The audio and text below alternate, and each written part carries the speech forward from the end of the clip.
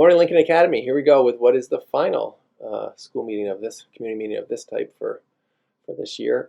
I wanted to pause and just say thank you to everyone who's had a role in creating this and keeping this going.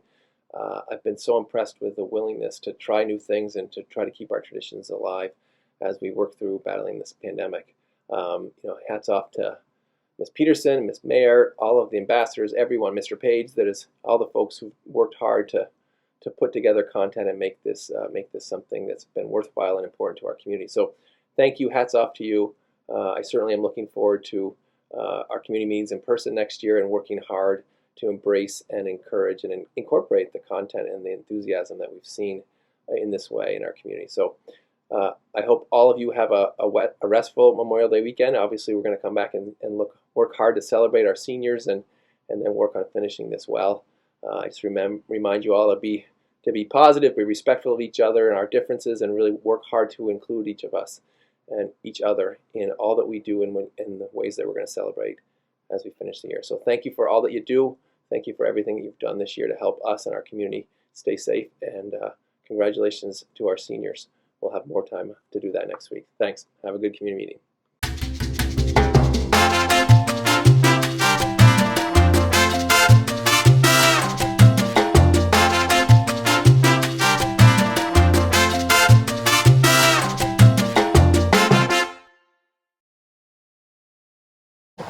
The 2021 yearbook is dedicated to, please, Mr. and Mrs. Duffy for all of their hard work they did this year in helping us transition to a hybrid learning style and keeping the Lincoln Academy community safe.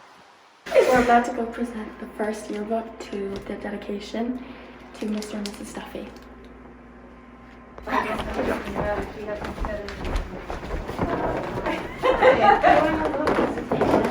First yearbook that you can open for us. Oh, this looks so beautiful. Oh, cool. Wow. This is good. This is beautiful. Oh, jeepers. Wow, thank you very much. You guys did a lot for the school, especially this year and last year with everything. So we really wanted to show that in the yearbook. Thank you. That's really sweet. Thank you. Yay! I love letters. Awesome. Oh, That's great. Thank you, Mr. and Mrs. Duffy.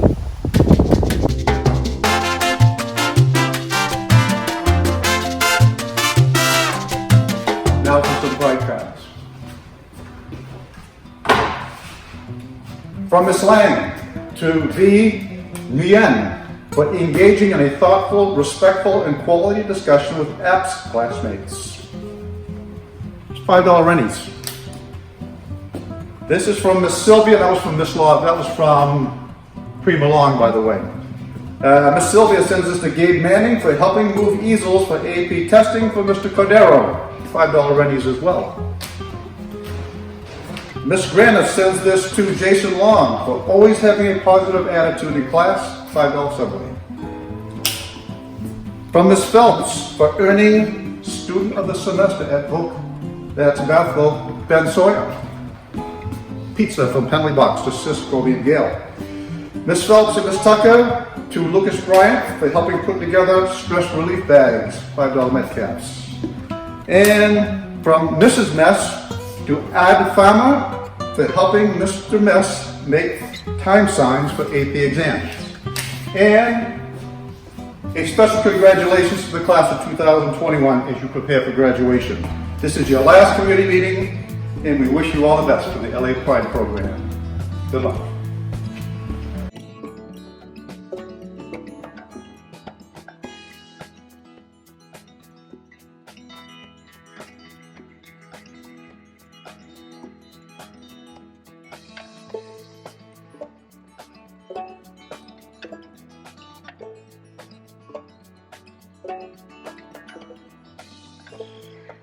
Greetings, LA Eagles. Your April students of the month are seniors Katie Guerrero and Oz Karras, junior Alexander Vedarev, sophomore Liam Card, and freshman Jillian Chadwick. Got your final standings for the 2020-21 Factor Shield competition. Been held since 1953, won by the class of 1954, first time around. Congratulations to the junior class who finished first with 5,093 points, second with a freshman 4,037, third the sophomores with 3,352, and fourth the seniors with 2,406. Some Elk Club sports notes. Congrats to the girls lacrosse teams who defeated Erskine last Friday 11-6. Marley and Camden LaBelle each had 4 goals and Josie Henry 2 to lead the offense, and Addie Winkler got the winning goal with 9 saves. In girls tennis, congrats to Caitlin Cass who made it to the semifinals in state singles, and Olivia Nixon who made it to the round of 16. Good luck in the upcoming playoff, girls. In the boys tennis, they wrapped up their regular season and is preparing for the playoffs as well. Congratulations to our seniors, Philippe Diakonitz, who played singles for us this year, and senior doubles, Bao Dang, Sunny Lee, Peter Nguyen, for their contribution to the team this year. Good luck to the boys and girls track teams who head to Brunswick this week for the KBAC meet. And in boys lacrosse action, the boys played well, defeating Morse 9-5 with Justice Pierpont and Garrett Davey scoring 3 goals, and Gavin Albert, who had 2 goals and assists to lead the offense. Will Farrell got the winning goal with 13 saves.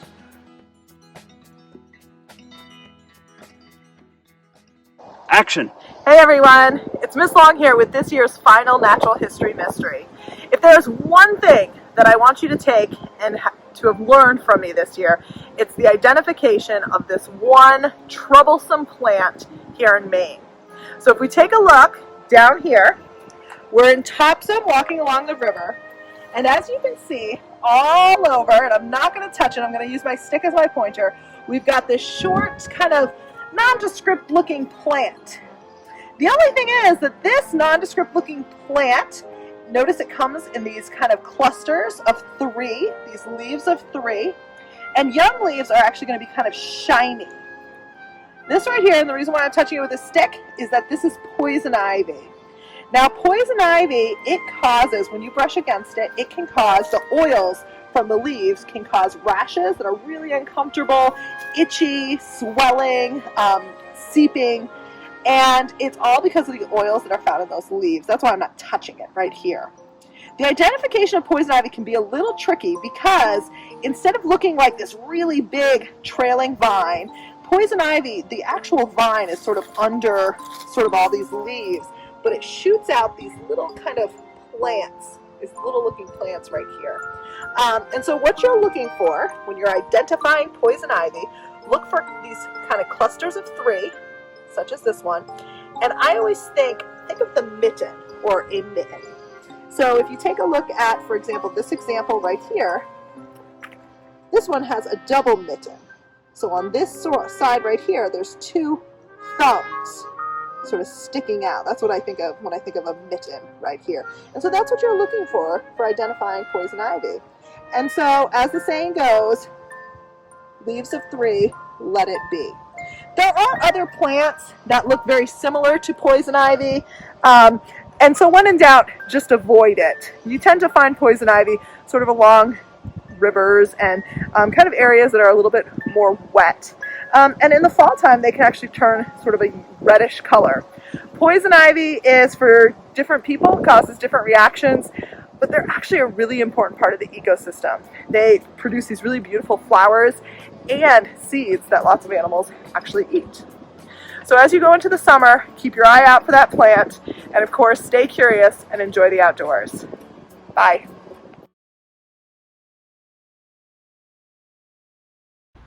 Good morning. We are almost at the end of the year. So at the end of the year, there's a lot of stuff going on and there's a lot of changes to the schedule. So we thought we should go over it. So I have this handy dandy little calendar that I have built for you. We have made it through the first 3 days of this week. Today, here we are, Thursday. Tomorrow, Friday, is the last day of classes for the seniors. Now, the week after that is a little complicated. There is no school on Monday. That means that Group 1 is going to come on Tuesday and Thursday, not the normal days. And Group 2 is going to come on Wednesday and Friday. Meanwhile, the seniors have a ton of events. Tuesday night, class night, all kinds of events involved with that. Senior field day on Wednesday, baccalaureate on Thursday with a full march up from town, and graduation at the Civic Center on Friday. The very last week of school, no seniors on campus. Again, a little shift. Group 1 is going to come on Monday and Wednesday. Group 2 is going to come on Tuesday and Thursday. And these days, the 9th and the 10th, are the last 2 days of school. Everything will be wrapped up, and just to make it extra exciting, we added in the final days of your COVID shots. There will be the clinic in the gym on the 9th and 10th. Friday is a teacher workshop day, and the rest of you should all go to the beach.